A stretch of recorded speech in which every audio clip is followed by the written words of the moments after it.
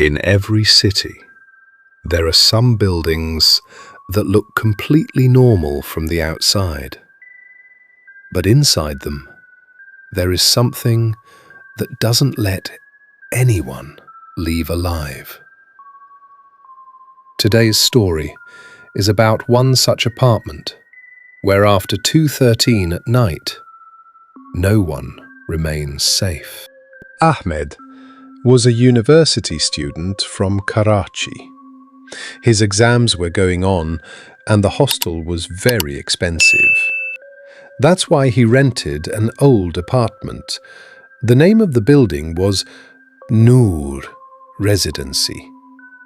But the strange thing was, hardly anyone even lived in the building. The elevator was half broken, the walls were old and damp, and every floor had a strange smell. It's an old building, son, but in his eyes, there was fear. Ahmed's apartment was flat 313. Ahmed thought, I just have to stay until the exams are over. He had no idea that this decision would change his life forever.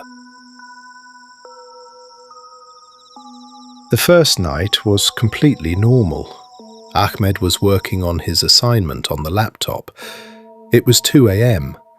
He turned off the lights and tried to sleep.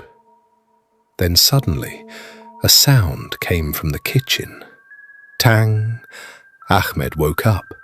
Then again, tang, tang, as if someone was hitting a glass with a spoon. Ahmed slowly walked toward the kitchen, but the kitchen was empty. He checked the fridge. He checked the window. There was nothing. Maybe it's just my imagination. But the moment he lay back on the bed, his phone got a notification. Unknown number. Don't check the kitchen. Ahmed's heart started pounding fast. He immediately replied, "Who are you?" But the message was never delivered, and a few seconds later, the chat deleted itself.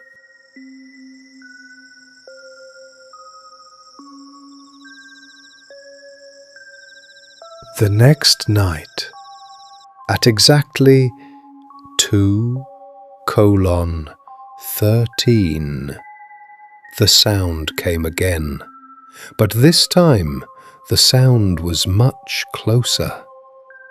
Tang, tang, tang. Ahmed gathered his courage and turned on the flashlight. He walked to the kitchen and his blood froze. There were wet footprints on the floor, as if someone had walked inside with wet feet. The footprints started from the kitchen and led straight toward Ahmed's room. Ahmed's breathing became heavy. He slowly looked behind him, and at that exact moment, the bathroom door slowly opened by itself. Inside was darkness, but something was standing in the dark.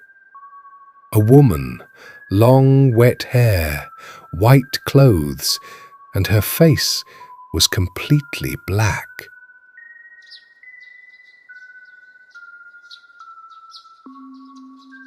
The next morning, Ahmed went straight to the guard. That happened in 313. 2 years ago, a woman used to live there. Her husband used to beat her badly. One night, she was found dead in the bathroom. The police? The case was closed. But after that, whoever stays in flat 313 doesn't last very long. That night, Ahmed made a decision. Tonight, I'll stay awake. The clock was slowly getting closer to 2:13. 2:12. 2:13. And suddenly, the lights of the entire apartment went out. The fan stopped. The air turned cold. Ahmed. His throat went dry. The phone's flashlight turned on by itself, and written on the mirror in blood was Leave. Then suddenly the bathroom shower turned on by itself. Water started pouring onto the floor. And slowly, that same woman walked out of the bathroom.